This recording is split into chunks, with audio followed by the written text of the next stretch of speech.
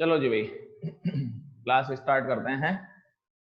कल पढ़ाते थे explanation of reflection and refraction by Huygens wave theory. ठीक है, path difference and phase difference ये आपको पहले ही करवा दिए थे। नेक्स्ट अपन चलते हैं इंटेंसिटी ऑफ वेव्स।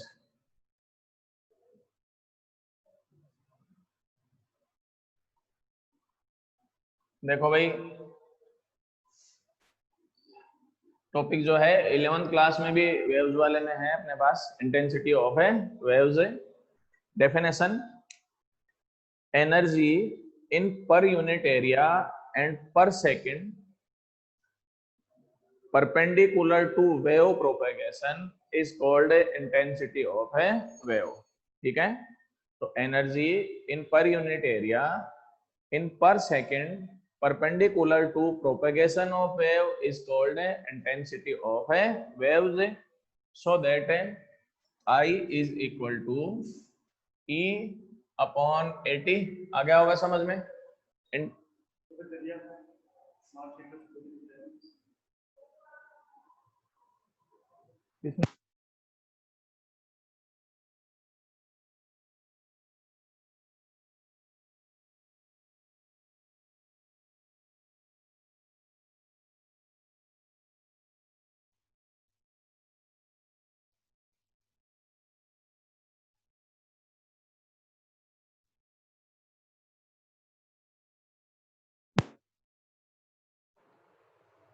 हाँ भाई, energy in per unit time and per unit area is called intensity.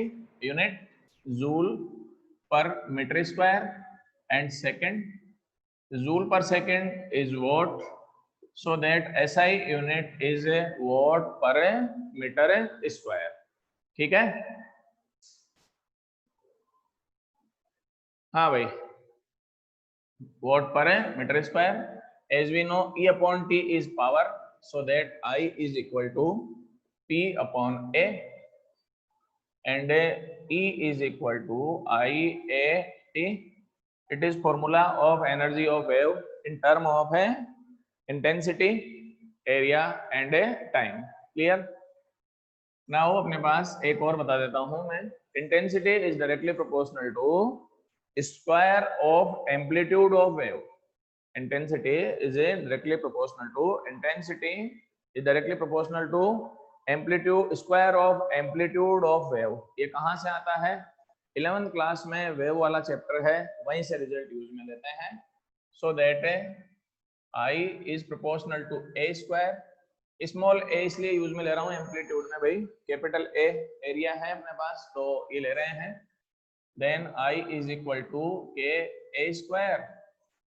A is amplitude of wave,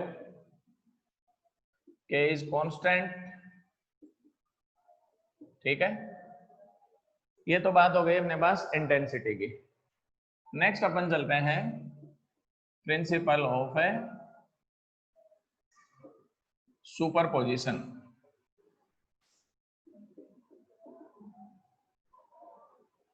ये भी आप 11th में पढ़ चुके हैं। Principle of superposition definition, when some waves are superposed to each other, then resultant wave is formed। displacement of resultant wave is a vector sum of displacements of all waves। तो बता देता हूं, सुपरपोजेस का मतलब होता है मिलना। ठीक है ना? सो दैट अपने पास ये है, when some waves are superposed to each other, then the displacement of resultant wave is vector sum of all waves। बहुत इजी है भाई, y is equal to y1 plus y2 and so on yn। ठीक है, आ गया इसमें समझ में? कोई दिक्कत नहीं है। एक बार स्क्रीनशॉट ले लें, उसके बाद में फिर अपन आगे लेंगे भाई।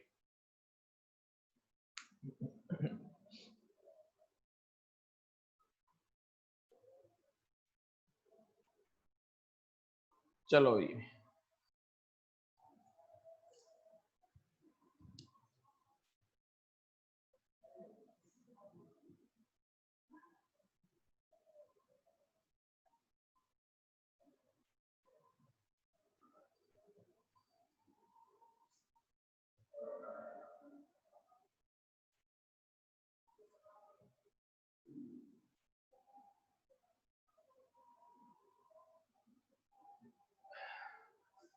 चलो भाई, नेक्स्ट टॉपिक है interference.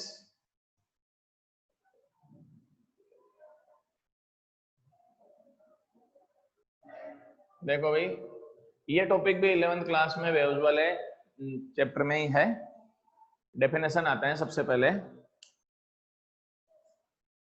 When two waves of same frequency, आप थोड़ा सा ध्यान से सुनना, when two waves of same frequency, approximately same amplitude, same medium and same direction of wave propagation superposes to each other, then amplitude and intensity of resultant wave is minimum at some point and maximum at some points.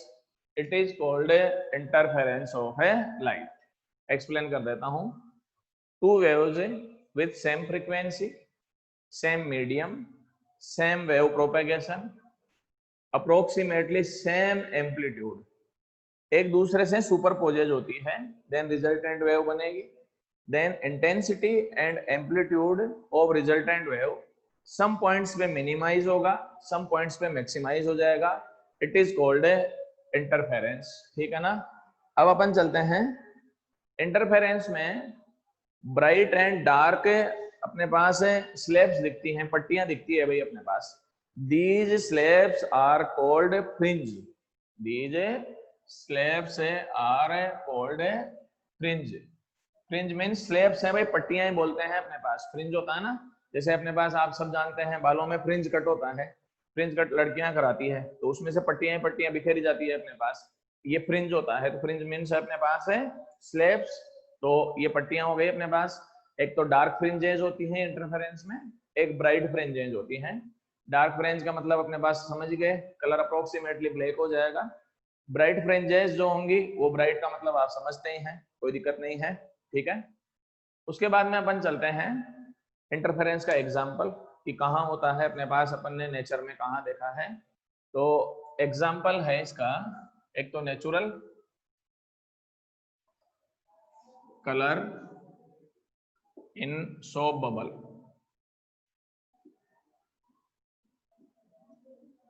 Colour in soap है bubble and colourful film of oil, colourful film of है oil on a water surface and experimental जो है वो इसका example है भाई।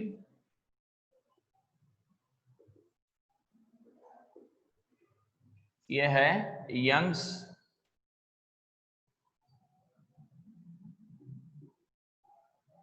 Young's double slit experiment.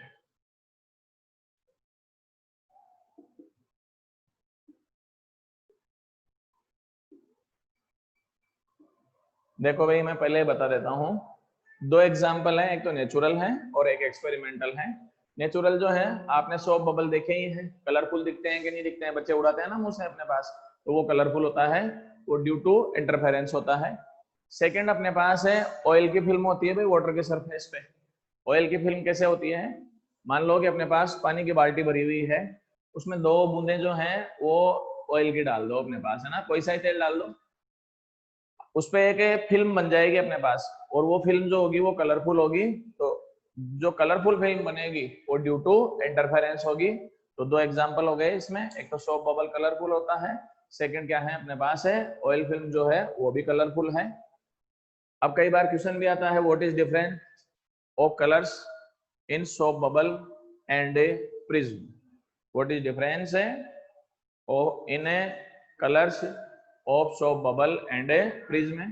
तो prism में जो अपने पास कलर्स दिखते हैं ड्यू टू डिस्पर्सन, आप जानते ही हैं अपने पास colors in prism can be seen by color dispersion and colors in soap bubble due to interference. It is difference between a soap bubble and a prism. Experimental example जो है वो है इसका Young's double slit experiment. ये तुम्हारे syllabus में आगे topic है, वहां एक्सप्लेन कर देंगे अपन, वहां समझ में आ जाएगा भाई। ठीक है, एक बार स्क्रीनशॉट ले लें तो मैं आगे चलूं।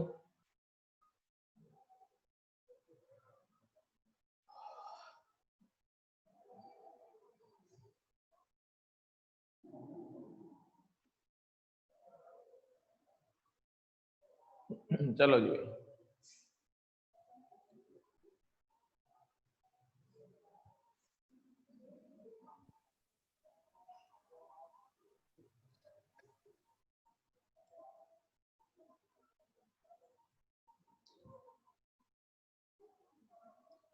हाँ भाई नेक्स्ट अपन चलते हैं।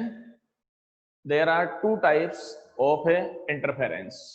There are two types of a interference. First is constructive and second is destructive. First type of interference, it is a constructive.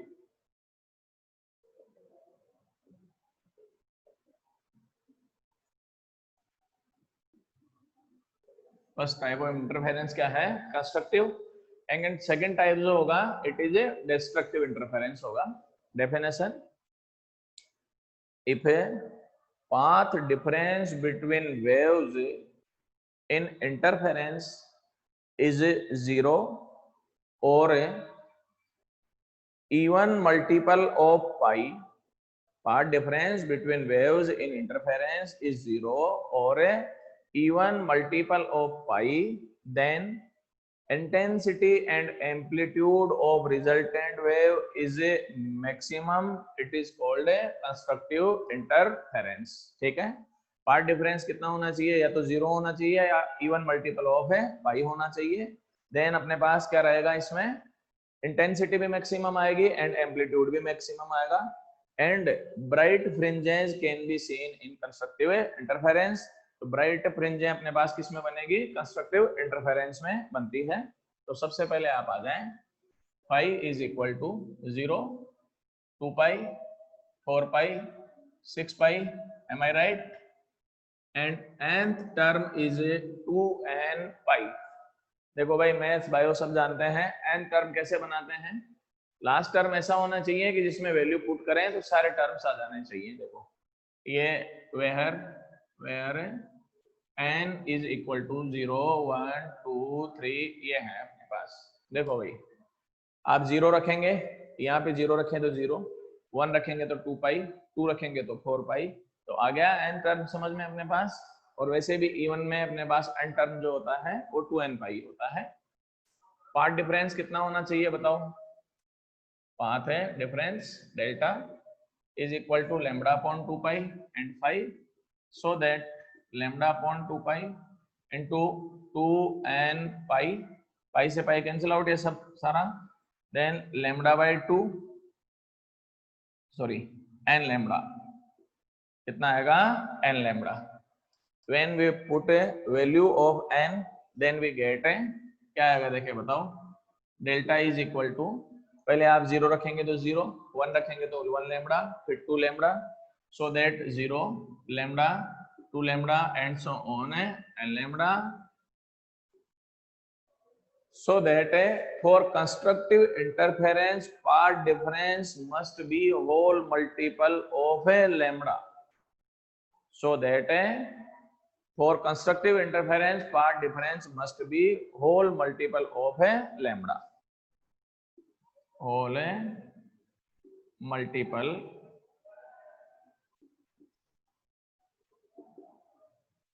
of lambda। ठीक है, आ गया होगा समझ में अपने पास। तो ये इसकी कंडीशन हो गई। नेक्स्ट अपन चलते हैं, इसमें सेकंड नंबर है destructive interference.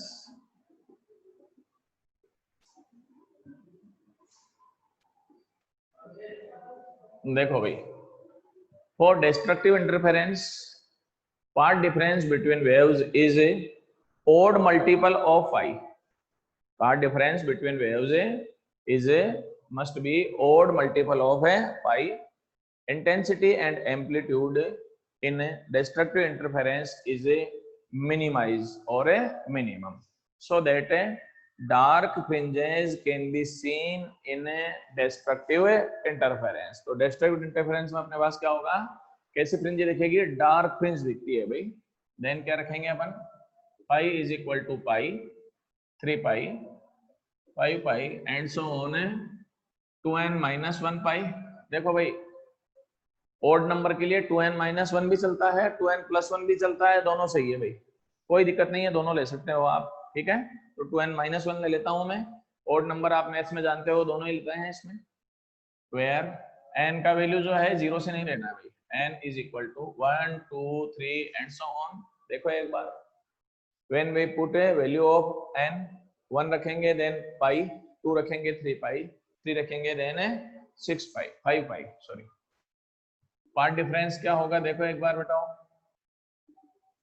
Delta is equal to lambda upon 2 pi into 5, so that delta is equal to lambda upon 2 pi into 2n-1 pi, cancel out, then delta is equal to lambda by 2 2n-1 by putting value of n in this formula we get a, रखो देखे क्या क्या आएगा, first अपन 1 रखें, यहाँ पे 1 लेंगे, then lambda by 2, 2 लेंगे, 2 2 जा 4, इट इज 3 लैम्डा बाई 2, 3 रखेंगे 5 लैम्डा बाई 2, आ गया होगा समझ में, 2n-1 lambda by 2, so that a path difference must be odd multiple of lambda by 2। देखो 1 3 5 7 आ रहा है कि नहीं आ रहा है, तो अपन क्या लिखेंगे, path difference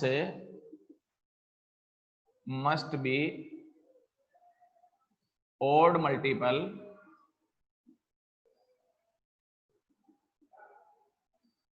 of lambda by 2।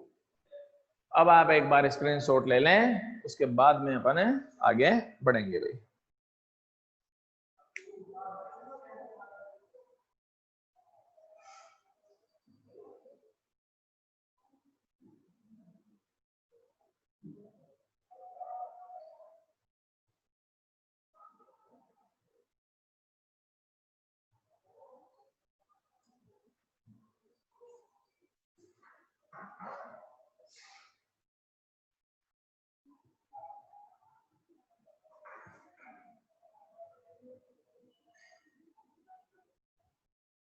चलो भाई बच्चों आगे लेते हैं अपन।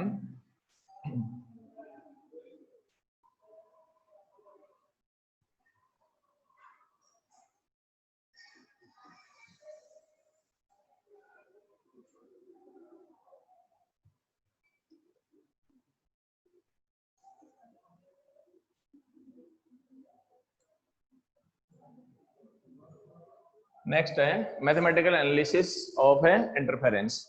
देखो भाई मैं एक टॉपिक जो है जंप कर रहा हूँ, मैं टाइम के हिसाब से लेता हूँ कौन सा टॉपिक है, तो आप मुझे याद भी दिला देना कई बार, जैसे कल याद दिला देना।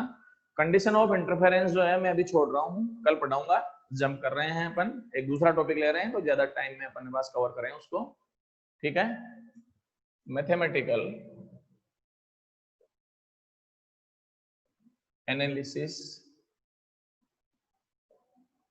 Of interference,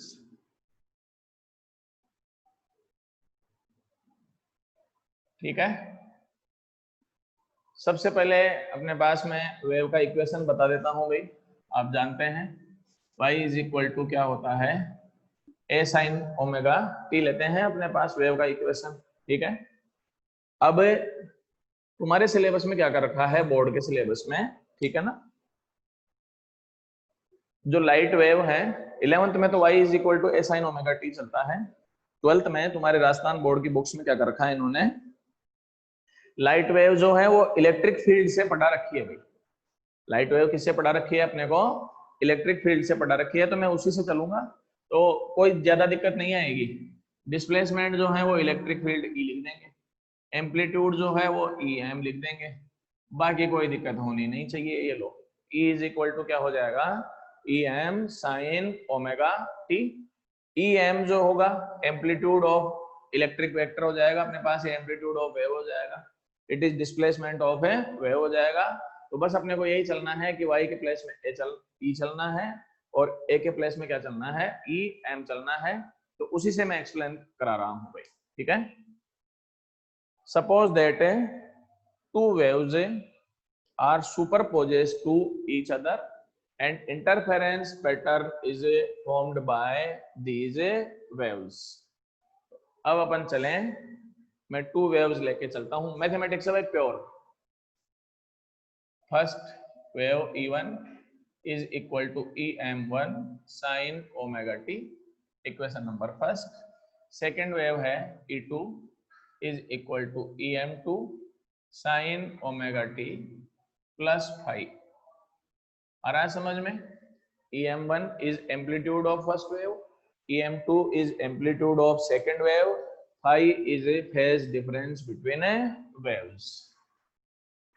EM1 is a amplitude of first wave, EM2 is a amplitude of a second wave, right?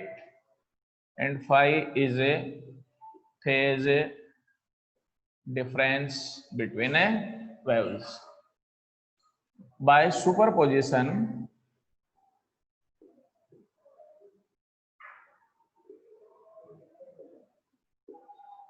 E is equal to E1 plus E2। As we know, y is equal to y1 plus y2, so that E is equal to E1 plus E2 by equation first and second we get देखो भाई क्या आएगा, E is equal to EM1 sin omega t plus EM2 sin omega t plus 5, ठीक है।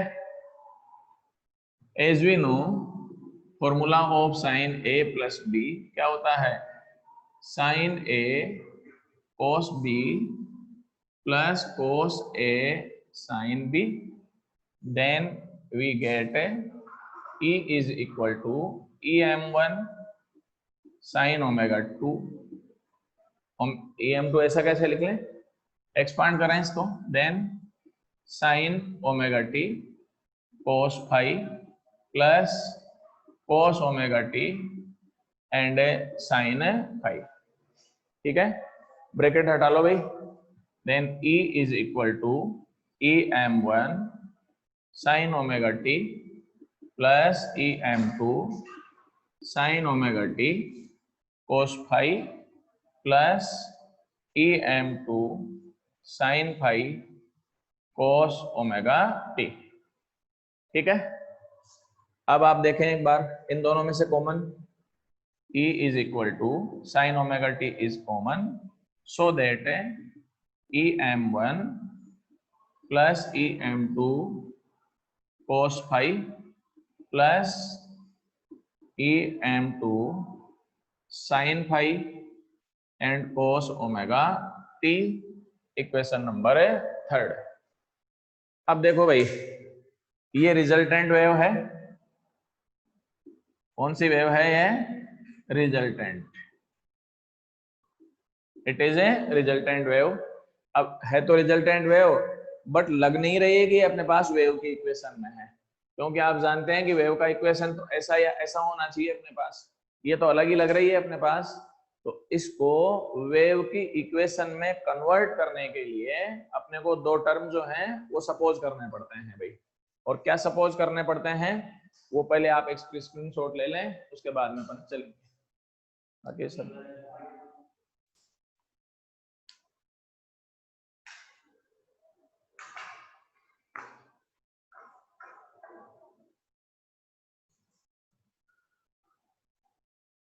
चलो जी भाई।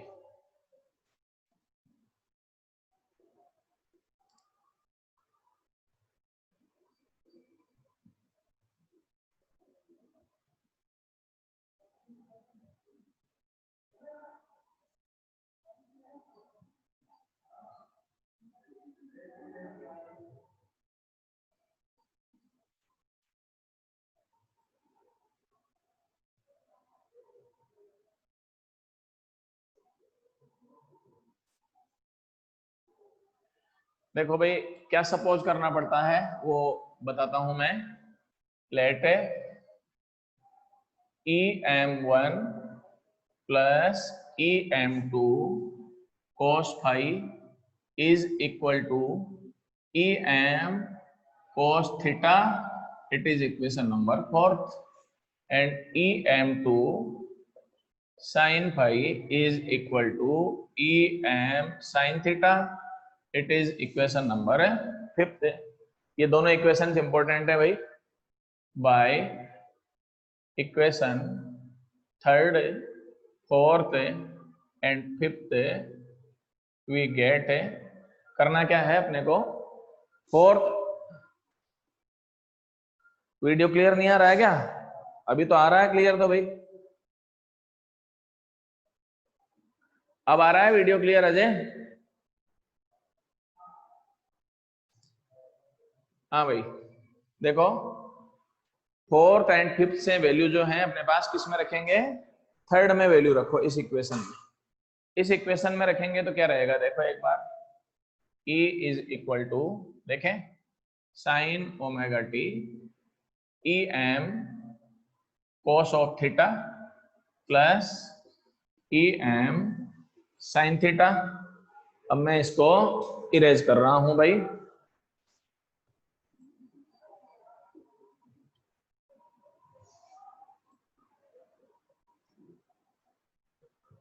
E M sine theta and cos omega T. इनमें से ई एम कॉमन ले लें आप, then E M sine omega T cos theta plus cos omega T and sine theta. ठीक है, वापस फॉर्मूला हो गया sine A cos B plus cos A sine B. Then it can be written in form of sine A plus B.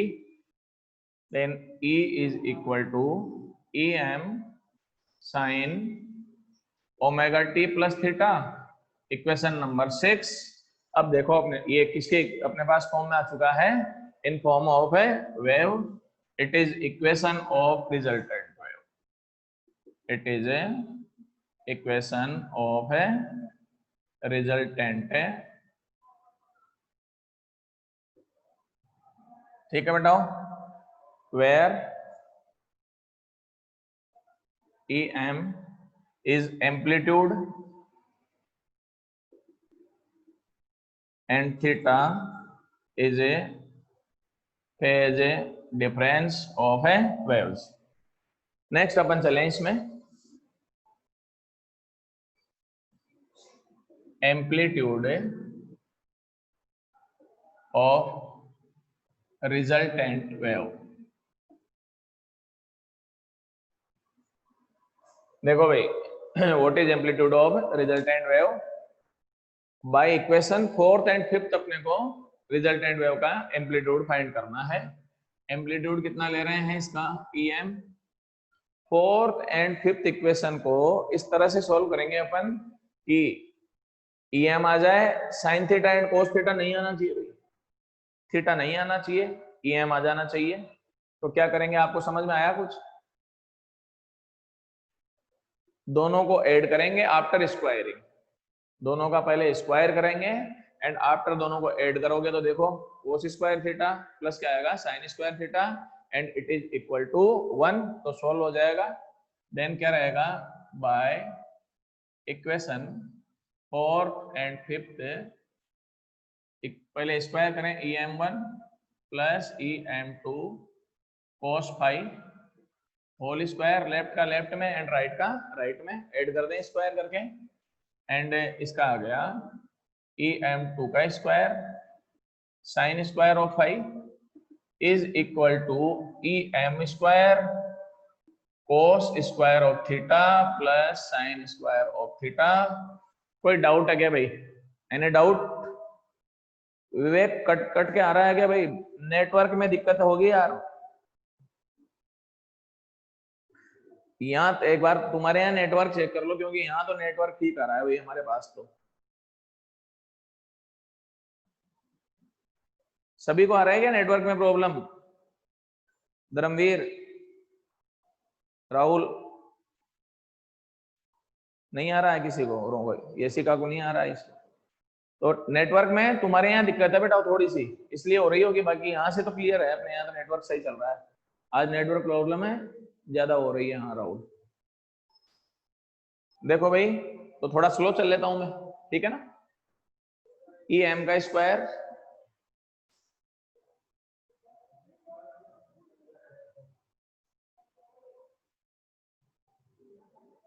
देखो, E M square cos square theta plus sine square theta, as we know cos square theta plus sine square theta is 1।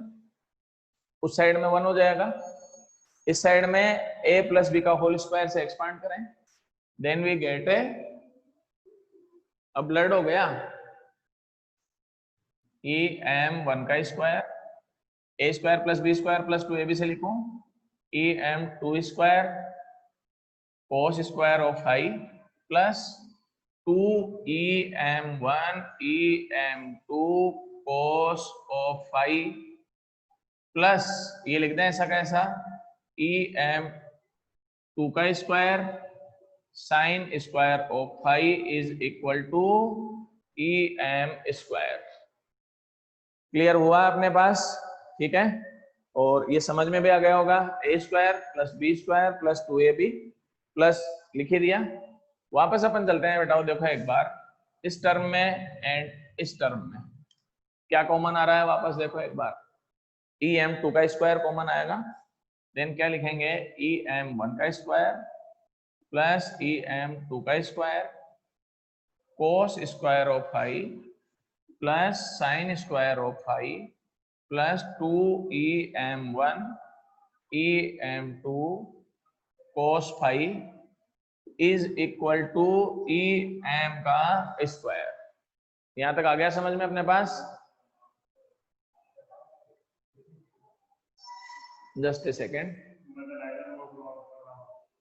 हाँ बेटा, हाँ भाई, ये भी equal to 1 हो जाएगा, left का राइट, राइट का लेफ्ट लिख दो, E M square is equal to E M 1 square plus E M 2 square plus 2 E M 1 E M 2 cos phi, amplitude निकालना है, देन ई एम रूट ले लें अपन इसका, क्या रहेगा रूट में अगर आप देखोगे तो ई एम 1 का स्क्वायर प्लस ई एम 2 का square plus 2 E M 1 E M 2 cos phi, it is amplitude of resultant wave. ये इक्वेशन पहले भी आपने 11th में पढ़ चुके हो, और 11th में आता है पैरेललोग्राम लॉ है भाई अपने पास, ये कौन सा है, पैरेललोग्राम है लॉ है। एक बार स्क्रीनशॉट ले लो, फिर उसके आगे बढ़ेंगे भाई।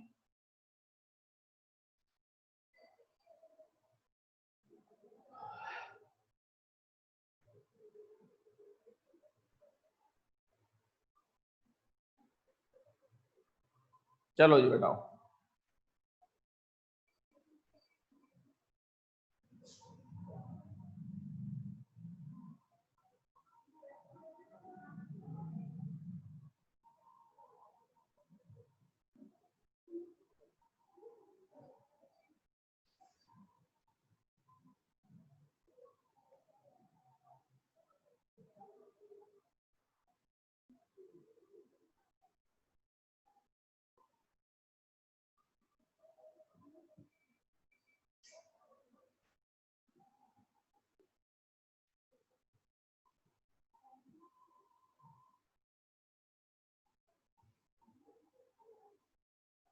हाँ भाई, नेक्स्ट इसी में टॉपिक चल रहे हैं अपन, इंटेंसिटी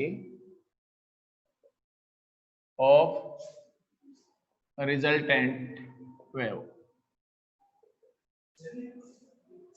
देखो, as we know I is equal to k a square, so that I is equal to k e m का square, e m is amplitude, by putting value of e m we get e M 1 का square plus E M 2 square plus 2 E M 1 E M 2 cos phi लिख सकते हैं। मैं इसको यूं लिख सकता हूं क्या, k em1 square k em2 square plus 2k em1 em2 cos phi. It can be written I1, it is I2, then I1 plus I2, थोड़ा चेंज कर रहा हूं भाई मैं, k स्क्वायर em1 का स्क्वायर em2 का स्क्वायर एंड cos है phi. I1 intensity of first wave, I2 intensity of है सेकेंड वेव, ये इसको वापस यहां से लिख ही सकते हो, so that I is equal to I1 plus I2 plus 2 root I1 I2 cos phi. It is intensity of wave. कोई प्रॉब्लम हो तो कल पूछ लेना, टाइम खत्म हो रहा है, आप स्क्रीनशॉट ले लें, ठीक है। Thank you.